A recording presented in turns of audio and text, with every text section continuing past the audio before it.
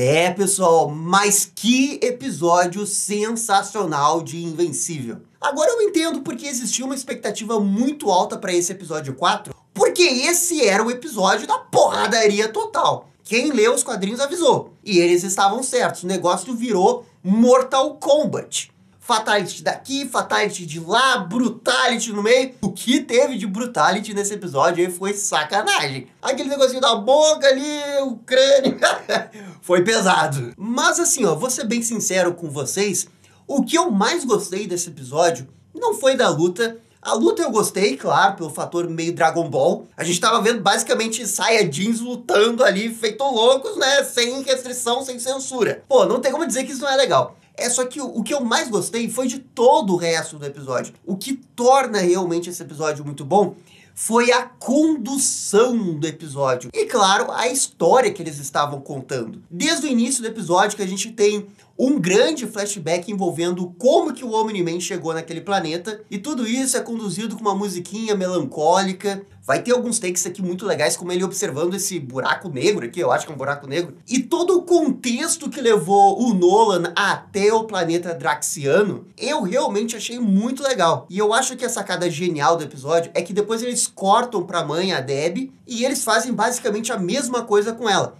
Ela vai caminhando, indo pra direita, enquanto tá tocando uma musiquinha. E de certa forma tá mostrando os dois personagens, né, nesse luto por eles terem se separado. E como que cada pessoa reage de um jeito diferente. O Nolan, né, foi um pouquinho mais precipitado, né, encontrou uma outra mulher, uma alienígena, já teve filho com ela. Enquanto que a Debbie tá nesse processo, né, de tentar melhorar, mas ela não tá conseguindo. E esse episódio todo, ele tem uma alta energia de casos de família.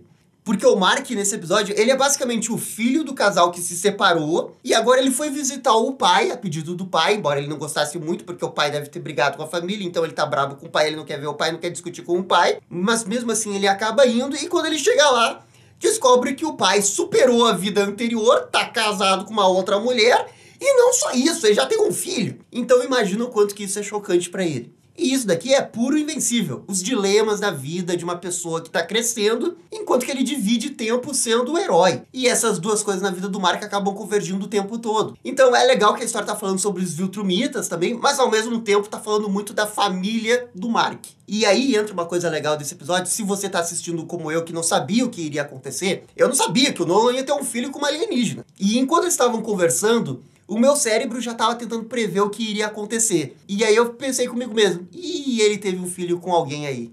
Ele teve um filho com alguém aí. E dito e feito. A sensação toda do episódio é como se você estivesse lendo uma grande fofoca de família. Mas, Gabriel, você viu que o Nolan lá da outra família, lá do prédio do lado, se separou da mulher, foi com uma outra e já tem um outro filho. Pois é, essa foi a sensação que eu fiquei, uma grande fofoca. E não pense que isso é uma crítica não, porque tem tudo a ver com o Invencível. Mas bem, além de toda essa alegoria do casos de família, do pai que se separou da família e teve uma outra família com uma outra pessoa, o episódio vai abordar bastante a questão do Nolan tá um pouquinho diferente. No último vídeo eu tinha argumentado que o Omni-Man, apesar dele parecer estar se importando com seu filho, ele ainda tinha ludibriado o Mark pra estar ali. E que por isso talvez ele não tivesse mudado. E bem, nesse episódio, eles fizeram um negócio até que eu achei bem interessante, que não é que o Omni-Man mudou.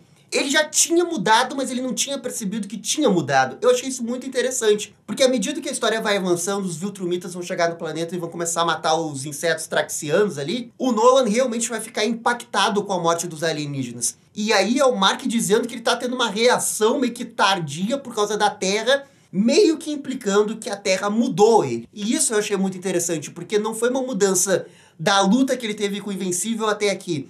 Não, é uma mudança que ele teve durante a vida toda na Terra, aconteceu toda aquela luta da primeira temporada, ele saiu, ele ainda se recusava a aceitar que tinha mudado, e talvez agora ele tenha mudado. Só que assim, ó, isso sou eu tentando entender pra onde que a história pode ir. Até a semana passada eu não acreditava que o Omni-Man fosse confiável. Eu ainda acho que ele não é confiável, mas a partir desse episódio eu consigo ver que a narrativa da história vai querer acompanhar esse episódio em algumas outras coisas, e talvez a gente até veja ele no planeta lá dos Viltrumitas. E a história contar um pouco da perspectiva dele. De novo, não compro ainda 100% que ele mudou completamente. A verdade é que ele não é confiável, assim como todos os outros Viltrumitas, mas tentando entender onde que a história pode caminhar com ele, de vez em quando ter um capítulo voltado com ele, mostrando o que está acontecendo na perspectiva dele, e eventualmente ele voltar para a história. E assim, ó, comparando esse episódio com as HQs. Como eu disse nos outros vídeos, eu não li as HQs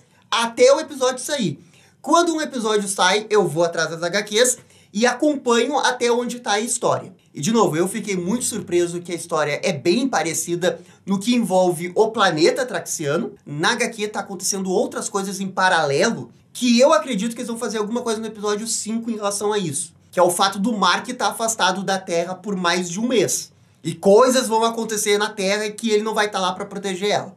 Tudo isso é um ponto, mas a parte do planeta é bem parecida, com alguns diálogos sendo simplificados. Mas assim, ó, esse foi um dos raros casos que eu peguei a HQ e eu peguei o episódio, e comparando os dois, eu achei a HQ um pouquinho melhor. E isso tem um pouquinho mais a ver com os diálogos, porque ali na HQ eles explicam um pouquinho melhor o que tá acontecendo. Eu entendo também que é uma adaptação, eles tiveram que encurtar um pouco esses diálogos, porque tem muita explicação, e eles fizeram o que realmente dava pra fazer, sem quebrar o ritmo da história. E é o que eu falei, o ritmo do episódio é muito bom. E assim como na HQ, a animação fica intercalando o que acontece nesse planeta ali do Mark com as coisas que estão acontecendo na Terra. E é nesse ponto que o episódio é melhor do que a HQ. Porque ali na história original eles ficam alternando com outras histórias além da Debbie.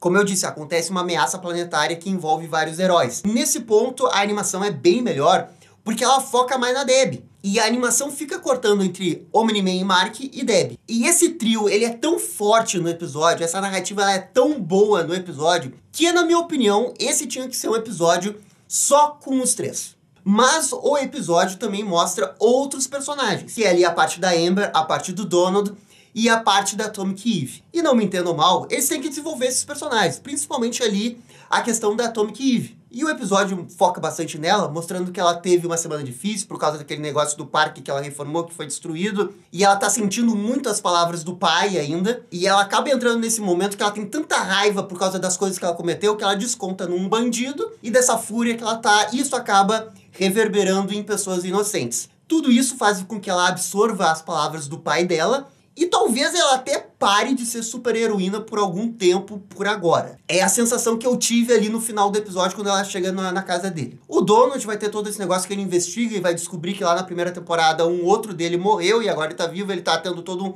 uma epifania de que como que ele tá vivo, não sei o quê. E isso tudo é pra mostrar, né, o quanto que inescrupuloso é o Cecil. E todos esses desenvolvimentos foram bons. Eu não tô dizendo que foi ruim. É só que esse episódio, ele é tão focado na família Grayson, ele brilha tanto na família Grayson, que eu acho que eles poderiam ter tratado o episódio dessa semana só com a família Grayson. Fica só alternando entre os dois e fica criando esse paralelo da narrativa. Eu acho que isso poderia resultar numa história ainda mais poderosa. De novo, não tô dizendo que o episódio é ruim, o episódio é muito bom. Mas eu fiquei um pouco com a sensação que tava acontecendo um negócio, tipo, 10 de 10 ali no planeta alienígena. Aí corta e a gente fica vendo ali o Donald. E assim, ó, eu me importo com o Donald, eu acho ele legal, eu tô simpatizando com ele descobrindo o que aconteceu com ele. Mas acaba quebrando muito a ideia central do episódio, que é o casos de família. O caso de família é 10 de 10, porque a fofoca de família é tão boa que tinha que ser só isso. Mas tudo bem, vejam só, Invencível é tão bom que o que eu tô criticando é que eles deram tempo pra desenvolver personagem. Não é que eles estavam desenvolvendo mal, não, é que eles estavam desenvolvendo o personagem num episódio que talvez não precisasse. Esse é o nível do Invencível. Não é que eles fazem ruim, é só que talvez pudesse reorganizar ali a ordem das coisas e pra focar 100% numa única coisa, o que poderia potencializar uma história que já é maravilhosa para algo perfeito. Mas claro, isso aqui é só a minha opinião. E bem, voltando ali pro planeta alienígena, os Viltrumitas vão aparecer logo na sequência, e o que era pra ser algo que iria acontecer em uma semana ou duas, que era uma luta entre eles, acontece quase que imediatamente sem ter o tempo do Mark treinar. E aí, meus amigos, você tem luta Dragon Ball no meio do Invencível, só que aí imagina Dragon Ball com Fatality. E de novo, o enredo da luta eu achei maravilhoso, que num primeiro momento o Mark leva ali a esposa do Omni-Man junto com o filho deles, tem um momento ali de interação entre os dois para mostrar melhor a perspectiva do Nolan pro Invencível, e tudo isso é importante porque, pô, velho, ainda é o irmão dele ali, né? O que ele poderia fazer além de proteger o irmão dele? No final do dia, isso era o certo a fazer. E ele fez. Só que ele tem que lidar com o Viltrumita atacando ali a caverna. E o Mark meio que não tem chance contra o Viltrumita. Só que é aí que chegou o Omni-Man, que já tinha matado um Viltrumita, e ele, tipo, mata esse cara abrindo as tripas dele, é um negócio insano, não dá pra mostrar aqui no YouTube. E você pensa que ele morreu, mas ele volta lá no final do episódio. Isso foi genial. Eu gostei muito na luta como que o Omni-Man, ele mostra que ele tem mais experiência do que o Mark, porque você percebe que o Mark tá se segurando. E esse é o argumento todo do Omni-Man, né? Que ele nunca vai conseguir lutar bem se ele se segurar contra essas pessoas que querem matar eles. Eu achei tudo isso muito bem argumentado, e eu entendo o Invencível porque ele não quer matar, porque é errado matar, só que ele também é colocado contra a parede e ele não tem muito o que fazer, ele tem que lutar 100% com o seu poder, sabe? É um dilema interessante pro episódio que acaba resultando nessa luta que é bem legal. Só que é aqui que vai entrar um pouquinho o Gabriel chato. Essa luta foi legal? Foi legal. Mas ela foi legal por causa do enredo e por causa da brutalidade. A qualidade da animação nessa luta, que eu acho que poderia ter sido um pouco melhor. Aliás, a qualidade da animação dessa segunda temporada é uma coisa que muitas pessoas estavam reclamando. E eu não estava reclamando até agora, porque eu realmente não estava achando tão ruim assim. E eu não acho ruim. Acho que o pessoal exagera um pouco na crítica. Mas nessa luta, eu acho que poderiam ter feito melhor. Já que essa era a luta que tava todo mundo falando desde o final da primeira temporada. Vai ter uma luta depois, mais pra frente, que é não sei o que, muito sanguinária e blá blá blá. Por causa dessa expectativa, eu imaginava que eles iriam dar um pouquinho mais de orçamento, né, pra luta em si. Se você pegar o especial da Atomic Eve que teve esse ano e comparar a luta que teve lá com essa luta, cara, você vai ver que não tem comparação. O especial da Atomic Eve tá num nível de animação bem superior à dessa luta. E, pô, se essa era pra ser a grande luta da temporada, dava pra ter esperado um pouquinho mais. De novo, não é que é uma luta ruim. É que o roteiro, o clima, o ritmo e a brutalidade da luta torna ela muito chamativa, muito interessante. Mas ela teria sido muito melhor se tivesse uma animação como aquele episódio da Atomic Eve.